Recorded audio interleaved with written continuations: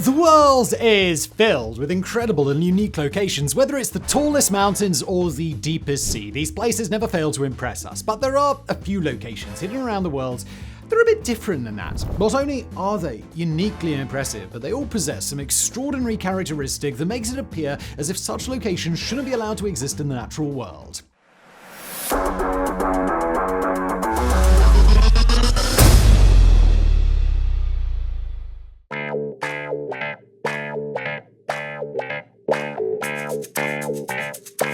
Located in the Danube Campos province in southwest Bolivia lies the Salar de Uyuni, or the Uyuni salt flat. At over 10,000 square kilometers, almost 4,000 square miles, it is the largest salt flat in the world. The surface of the flat is covered with a few meters of salt, estimated to be a total of 10 billion tons worth. While the area is believed to have once been home to a prehistoric lake, the water evaporated, leaving the salt flats behind. Evaporating water caused the remaining salt to crystallize into a remarkable hexagonal pattern. Despite the name, salt flats aren't actually always flat. Some maintain a rough and sharply changing topology, but the Uyuni salt flat is almost uniformly level. From the highest to the lowest point on the entire salt flat is less than 1 meter. But it's not this almost perfectly flat area of crystallized salt with its hexagonal patterns that draws the most tourists. No, most people choose to visit between December and April during Bolivia's wet season. When it rains, the salt flats flood, in a manner of speaking. The rain never creates more than a thin layer of water, essentially creating the world's largest puddle.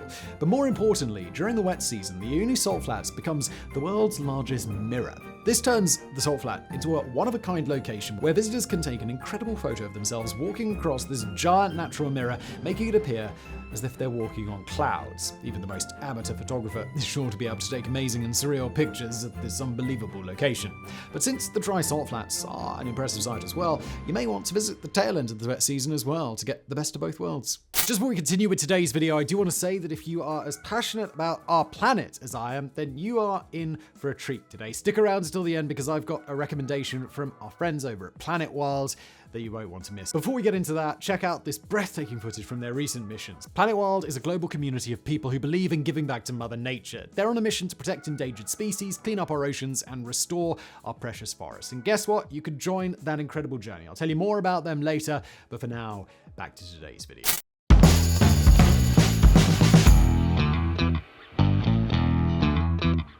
So according to Irish folklore, Finn McCool was challenged to a fight by the Scottish giant Benandonna. Finn constructed the Causeway from Ireland to Scotland so that he could cross the sea without getting his feet wet, and then he went to search for Benandonna so that they could engage in battle. However, when Finn saw Benandonna, he realized that the giant was much bigger than he was, so he went back home instead of fighting. The Scottish giant crossed to Ireland to find his opponent, so Finn's wife disguised him as a baby and put him in a crib. When Benandonna saw just how large this alleged baby was, he assumed that its father, which must have been Finn, would surely be a giant among giants. Benandonna then fled back to Scotland in terror, destroying the Causeway behind him so that Finn couldn't return.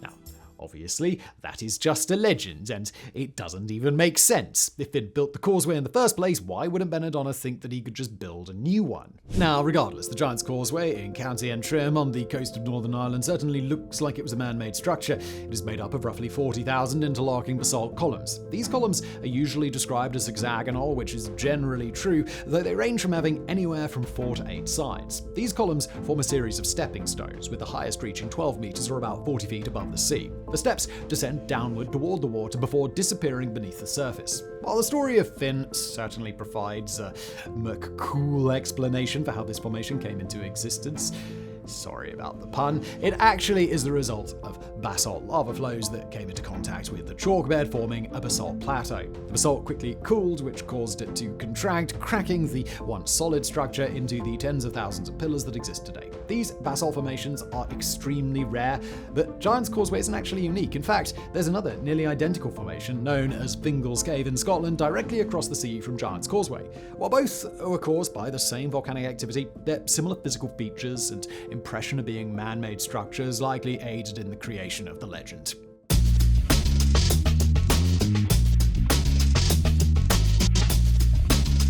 Yellowstone National Park in Wyoming is best known for the Giza Old Faithful. But that's hardly the only impressive sight to behold in the park. Also located in Yellowstone is the Grand Prismatic Spring, the largest hot spring in the US and the third largest in the entire world. But what sets the Grand Prismatic Spring apart from other hot springs, as its name might suggest, are the concentric circles of various colors, like light dispersing through a prism. The water in the center of the basin is a deep blue, with it appearing to change to green and then yellow as it approaches the shore. Just outside the basin are layers of orange and red. This giant rainbow is 112 meters, that's 370 feet wide, 50 meters, 160 feet deep. The different colors are caused by pigmented bacteria, with different bacteria creating each layer.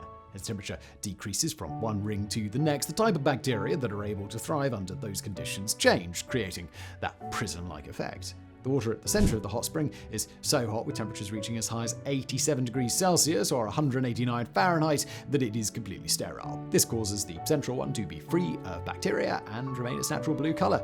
The pigmented microbes responsible for the spring's other colors are known as thermophiles because of their ability to thrive in extremely hot conditions like those bordering the hot spring. However, this also means the springs are subject to a bit of seasonal change. In the winter, it becomes harder for the bacteria to survive, resulting in the colors becoming much duller. If you want to see the Grand Prismatic Spring at the brightest, it's best to visit during the warmer months.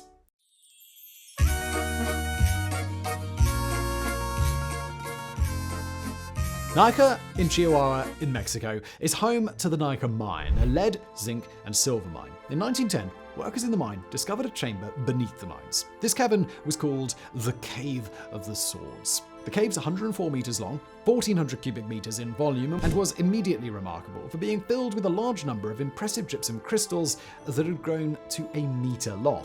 At about $12 per ton, these crystals were hardly valuable, but their size made them exceptional. Little could anyone have realized at the time, though, but this was only the beginning. In April of 2000, workers were drilling through the Nika fault to create a new tunnel for the mining company. There were fears that this could result in the mine flooding, but instead it led to a much more extraordinary discovery. Beneath the Cave of Swords, workers found another, much larger chamber, possibly as large as 6,000 cubic meters. This new chamber was named the Cave of the Crystals, and it was unlike anything anybody had ever seen before. The previous chamber's 1-meter crystals were already remarkable, but the Cave of the Crystals was full of gypsum crystals that had grown to over 11 meters long, or 37 feet. These are some of the largest natural crystals in the world, with an estimated weight of up to 12 tons each. The crystals owe their size to the rather unique environmental aspects of the cave. It is situated above a magma chamber and periodically flooded with fluids heated by the water. The air is acidic. The cave sits at 90 to 99% humidity at all times, and thanks to the magma chamber, it's extremely hot, with temperatures reaching up to 58 degrees Celsius or 136 Fahrenheit.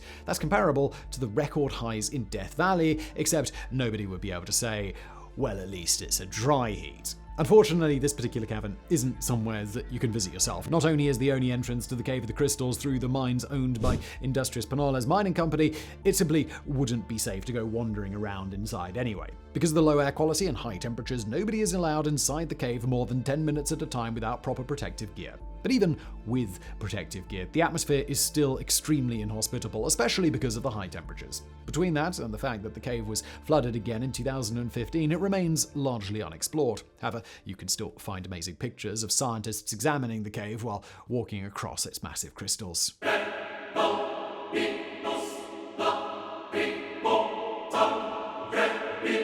The Ian Volcano Complex is located on the island of Java in Indonesia. Though multiple volcanoes make up this complex, none is more famous than Kawah Ijen. One of the most notable features of this volcano is its accompanying crater lake. The lake is a kilometer wide and up to 200 meters deep, making it the largest highly acidic lake in the world. It's not uncommon for a crater lake to be acidic as a result of volcanic gases flowing down into the lake. But the Kawah Ijen Lake is not only the largest acidic lake, it is among the most dangerous. The combination of sulfuric and hydrochloric acid has left the lake with a pH of 0.13 according to measurements from 2013. As a frame of reference, battery acid only has a pH of 0.8. So much sulfur is deposited at the lake from the volcano that the shores of the lake have been mined for sulfur for over 700 years. Every day, 14 tons of sulfur are extracted from the lake, which is only 20% of the amount deposited daily by the volcano. But the world's largest acidic lake can't compare to the wonder of Causeway itself.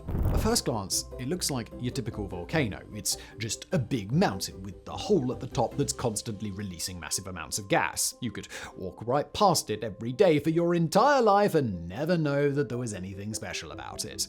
But that would all change if you ever took a look at the volcano during the night. Causeway is a solfatara, a type of volcano that is constantly spewing out large amounts of hot sulfur gases. When these heated gases come into contact with the oxygen-rich atmosphere outside of the volcano, they ignite. Some of the gas will even condense and fall on the volcano, where they ignite again, creating the appearance of lava flows. And in case it's been a while since you played with a chemistry set, sulfur burns a bright electric blue. During the daytime, the blue flames are impossible to see from afar, but every night, the top of the volcano lights up with what looks like a magmatic flow of blue lava. While this isn't unique to Causeway, this is the only volcano in the world where the bright blue lava can be seen illuminating the skyline every single night.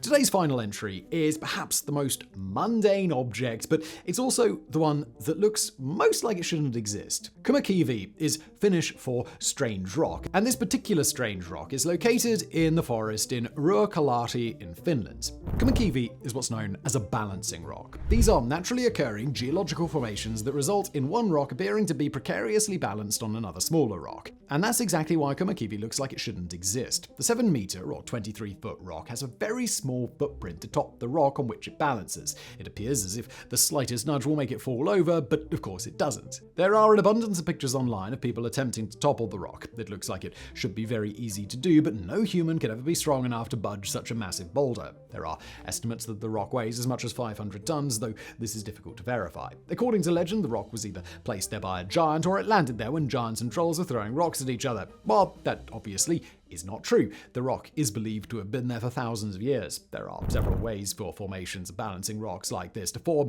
but scientists believe that Kaki was placed atop the rock by a receding glacier around 8,000 to 12,000 years ago. However, there is one other element of Kaki that makes it particularly special among balancing rocks. Atop the rock grows a large pine tree, believed to have been growing there since the 1980s. The tree is difficult to see in most pictures since it blends in with the backgrounds of other trees in the forest, but it is a truly impressive sight if you do see it. Kaki has been a protected natural monument since 1962, but it is still free for tourists to come and see the rock for themselves.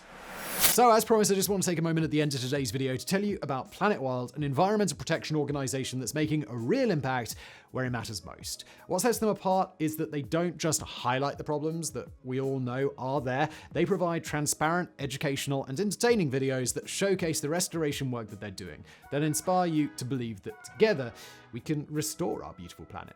They've got this fantastic app that lets you dive deep into their missions. You can see exactly where your support is going, and they even reward you with badges for your contributions. If you share my passion for our planet, I encourage you to check them out and consider joining their community through a monthly subscription. In this video, linked to on the screen now, Planet Wild is helping bring back Europe's wildcat and rescuing a trapped baby lynx, and in this other video, they're equipping civilian firefighters in Italy to protect their land against wildfires. So don't wait for someone else to take action. Head on over to their videos, check out Planet Wild's amazing work, and see for yourself how you can make a positive impact on our planet. And thanks for watching.